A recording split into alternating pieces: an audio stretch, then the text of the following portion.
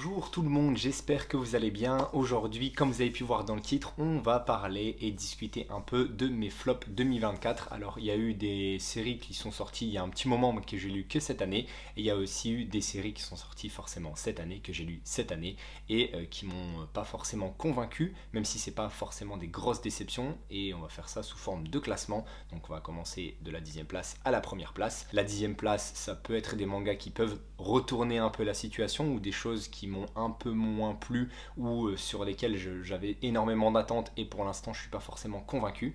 Et après forcément plus on se rapproche de la numéro 1 et plus ce sera des mangas qui m'ont vraiment pas du tout plu, donc voilà, ou alors des grosses déceptions. On ne perd pas plus de temps et on va commencer, let's go. À la 10e place je mets Onigoroshi, voilà, Onigoroshi, pour lequel j'avais quand même pas mal d'attentes. Honnêtement c'est pas encore une grosse déception, mais c'est juste que pour le moment j'attends encore de voir un peu mieux, j'attends encore de comprendre un peu mieux l'histoire parce que des fois c'est un petit peu fouillis. C'est une histoire de vengeance, donc on a ce personnage là voilà, qui s'est un peu fait trahir, il s'est passé des choses autour de sa famille et lui il va décider de se venger, mais de se venger après être resté dans le coma pendant un petit moment, pendant de longues années. Il y a pas mal de violence dans le manga, ce qui me dérange pas forcément, même si comme je vous l'ai dit des fois je comprends pas forcément tout au niveau surtout des personnages, au niveau surtout de leur pouvoir potentiel, parce qu'on dit que dans le village il y a des démons, donc d'où le titre Oni, hein, avec leur masque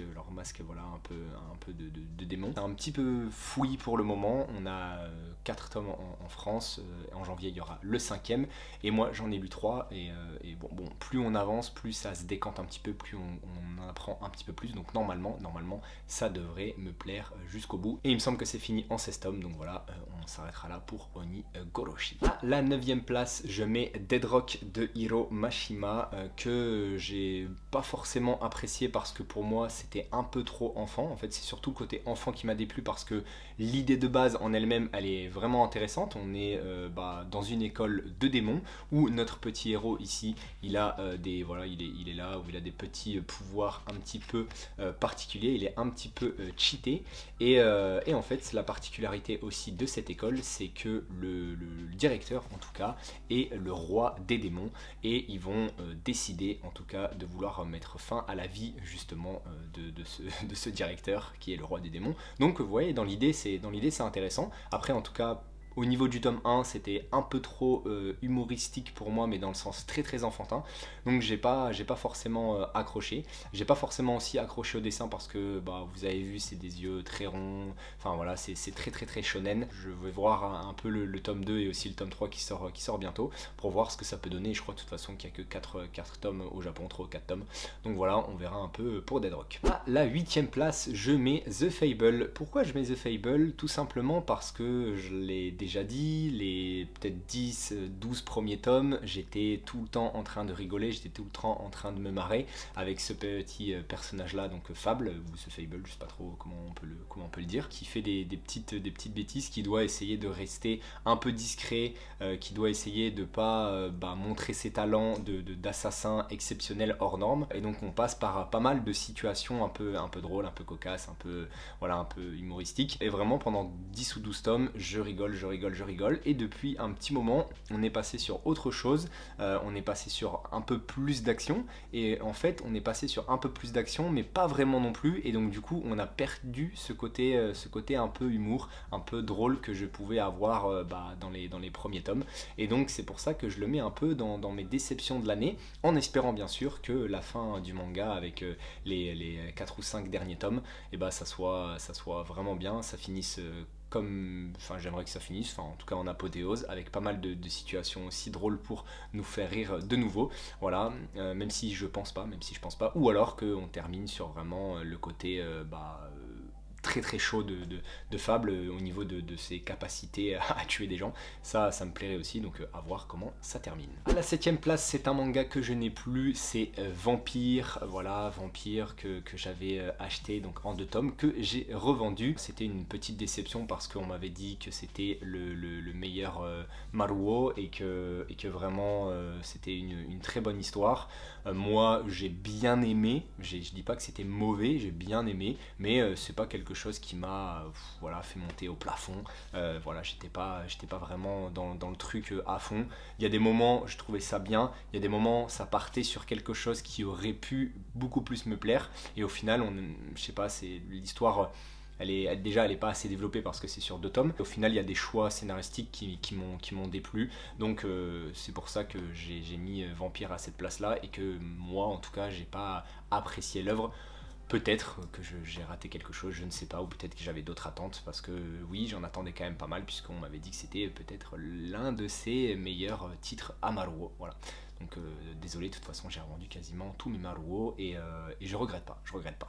Pour la 6ème place, j'ai mis Genesis. Il n'y a eu que le tome 11 donc en 2024, mais je le mets parce que c'était le dernier, que l'œuvre est en pause et que j'attendais pas mal de choses de ce tome-là, et au final, il m'a encore une fois déçu, dans le sens où, comme je l'ai déjà répété à plusieurs reprises, l'auteur, donc Kujimori, fait énormément de facilité scénaristique. Voilà, dès que le héros est un peu en galère, et ben, il va trouver une combine trop facile à mon goût pour que le héros s'en sorte. Donc ça me déplaît, je trouve ça, pour un seinen en tout cas, bon, certes il y a de la violence, certes il y a du sang, certes il y a des gens qui meurent, mais en fait c'est pour moi pas du tout seinen, c'est vraiment shonen plus, et voilà, je suis un peu énervé parce qu'il y a pas mal de choses qu'il peut faire avec son titre, avec des personnages qui ont fait leur introduction dans le manga il y a quelques tomes de ça, et je suis déçu de ça, je suis déçu des choix, encore une fois, et au final, moi je vous l'ai dit, c'est pas quelque chose qui me plaît à 100%, alors que sur les 2-3 premiers tomes ça pouvait être, mais il y a trop de trucs de bagarre, trop de trucs de machin, trop de trucs de facilité, comme je vous l'ai dit, où le héros s'en sort tout le temps, et ça me saoule, voilà, tout simplement. Donc Genesis, c'est en pause de toute façon, donc on verra si ça reprend avec du mieux dans les prochains mois, années, je ne sais pas où il en est, parce que comme il fait Berserk, comme il fait d'autres choses, je sais pas où il en est avec Genesis. Voilà. Peut-être même lui, il est déçu de son manga. Je sais pas. À la 5ème place, j'ai mis Le Chien Gardien d'Étoiles parce que c'est un one-shot que j'avais coché dans mes envies de l'année 2024, que j'ai plutôt bien aimé l'œuvre, mais j'ai été un petit peu déçu parce qu'en fait, on a, je pense, toute cette partie-là qui sont des autres histoires en rapport avec la première histoire. Et justement, c'est dommage parce que je trouve qu'elle n'est pas assez développée, hein. Donc je le rappelle, c'est l'histoire de ce propriétaire-là qu'on retrouve dans une voiture qui est décédé, et son chien aussi l'est, sauf qu'il est décédé un petit peu plus tard, et donc il y a un expert qui va essayer de retracer leur histoire, pourquoi ils sont là, pourquoi ils sont morts, etc.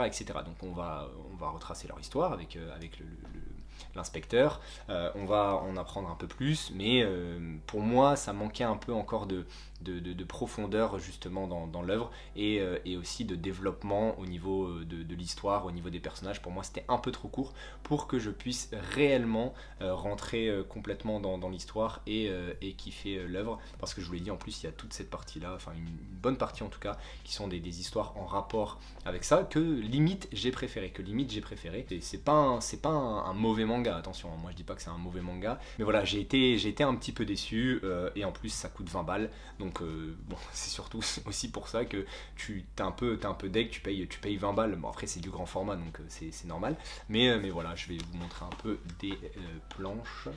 Vous voyez, hop, au niveau du dessin, c'est assez mignon, hein. De toute façon c'est assez mignon, mais je vous dis, l'histoire manque un peu de développement.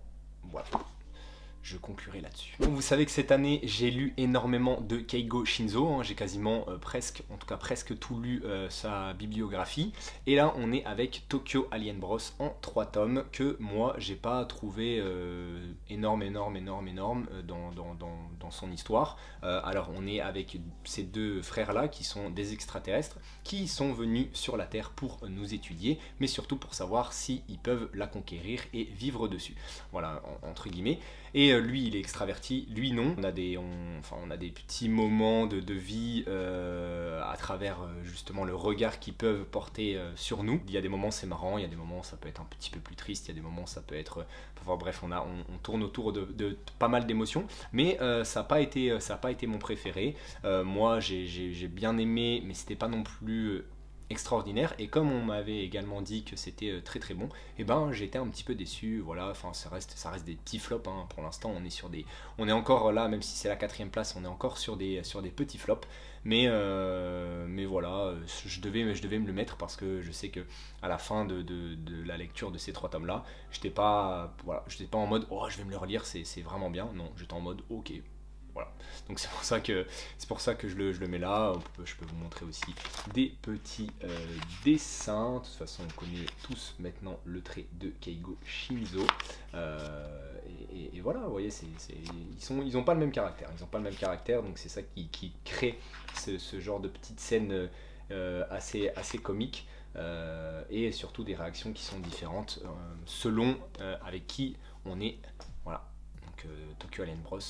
Vous pouvez y aller, moi je vous dis juste mon avis. Là aussi on est sur encore une petite déception, hein, même si c'est un flop, mais c'est Pluto, voilà, Pluto de Naoki Urasawa en 8 tomes, que j'ai lu donc cette année, que j'ai trouvé moyen pour l'instant, en tout cas, enfin il y a certaines choses qui étaient bonnes, certaines autres qui étaient moins bonnes, mais je le garde parce que ça je vais me refaire une lecture, parce que on me l'avait vendu en mode vas-y fonce, tu verras c'est vraiment bien, tu verras c'est vraiment bon, et moi j'avais dans ma tête pas mal d'idées, surtout par rapport au premier tome, et en fait ça part pas vraiment comme moi je m'y attendais, donc c'est aussi pour ça que j'étais un petit peu déçu, un poil déçu, et pour le coup 8 tomes, je trouve que c'est un peu léger pour développer concrètement vraiment l'histoire, même si des fois on a aussi des moments un petit peu lents, donc c'est un peu bizarre. Il y a des fois où on pourrait partir un peu plus dans certaines choses, et il y a des fois on devrait partir un peu moins, donc je sais pas comment ça a été géré, même s'il y a énormément d'infos à chaque fin de tome sur le pourquoi du comment ça a été fait, etc.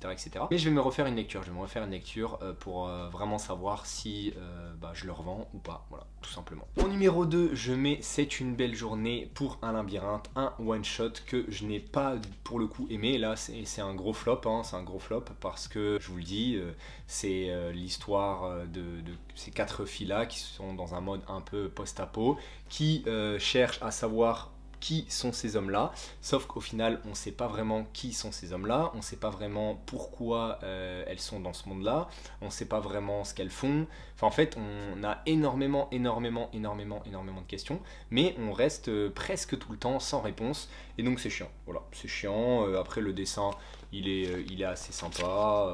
Vous voyez, enfin là, la petite planche, elle est mignonne. On les suit. Des fois, il y a des amis qui sont là et à eux, et au final, après, ils sont plus là. Enfin, c'est très rapide. En fait, c'est très rapide, c'est pas assez développé. Ça moque cruellement de plus de choses, et c'est pour ça que voilà, en tout cas moi ça m'a pas plu, et que c'est une belle journée pour un labyrinthe, je le vends, voilà, tout simplement. Et ma plus grosse déception, je l'ai déjà revendu, c'est Bonne Nuit Poun Poun de Inyo Asano. Bonne Nuit Poun Poun que je n'ai pas du tout aimé, voilà, tout simplement, hein. Enfin, au début j'avais bien aimé, je pense les 5 premiers tomes j'ai plutôt bien aimé. Il y a des fois je me disais ouais, ça va être vraiment bien, ça va partir sur ça, ça va être vraiment cool. Je me disais que Poun Poun il allait évoluer, que ça soit en mal ou que ça soit en bien. Au final il est là, des fois ça va, des fois ça va pas, des fois ça va, des fois ça va pas. Moi j'aime pas du tout ce genre de personnage là. Puis au niveau du dessin, certes c'est pas mal, mais c'est pas non plus époustouflant, en tout cas je trouve pas. Il y a certaines planches qu'on a l'habitude de voir sur Bonnie Poon Poon qui peuvent nous donner envie, et c'est justement ce genre de planche là qui est derrière par la suite. Tu les vois, vu que tu les as vus, et ben tu penses qu'il va y avoir beaucoup de doubles planches qui claquent, et au final pas vraiment. L'histoire, comme je vous l'ai dit, elle est vraiment suivie, hein. Ça je dis pas, parce que Poon Poon tu le vois de ses 5 ans jusqu'à ses 20 ans, si je dis pas de bêtises, à peu de choses près ça doit être ça. Donc tu le vois vraiment changer, mais tu le vois vraiment changer en 13 tomes, avec des histoires qui s'entremêlent, qui des fois n'ont pas forcément lieu d'être. enfin pour en tout cas son développement à lui. Enfin bref, moi à un moment je vous dis la lecture c'était un calvaire, alors après c'était dans le moment où j'essayais de tout lire, de tout lire, de tout lire pour potentiellement vous faire le meilleur top de ma mangatech. J'ai peut-être rushé vraiment à fond la lecture, mais vraiment c'était un calvaire du tome 5 au tome 11 je crois, c'était vraiment un gros calvaire de lecture Bunny Poon Poon, j'ai jamais connu ça, donc voilà c'est pour ça que je le mets dans mes grosses déceptions. J'étais en train de souffrir en train de lire, et voilà, enfin, je me dis que je peux pas me refaire une deuxième lecture, que c'était vraiment pas pour moi pour le coup, pour Bunny Poon Poon. Donc je le mets en numéro 1, je le mets en numéro 1, que ça déplaise à des gens pas, je m'en fous comme d'habitude, ce n'est que mon avis, donc voilà, faut bien prendre mon avis en compte, en considération. Donc Bunny Poon Poon dans ma plus grosse déception de l'année. Bon, j'espère que cette vidéo vous a plu. Dites-moi en commentaire quels ont été peut-être votre top 5 des flops de l'année. J'attends vos avis, hein, j'aimerais bien savoir. Voilà, moi vous connaissez les miens, donc j'espère que ça vous a plu. J'espère que vous en avez pris un peu plus sur certaines œuvres peut-être. Je vous dis à bientôt comme d'habitude. Ciao ciao.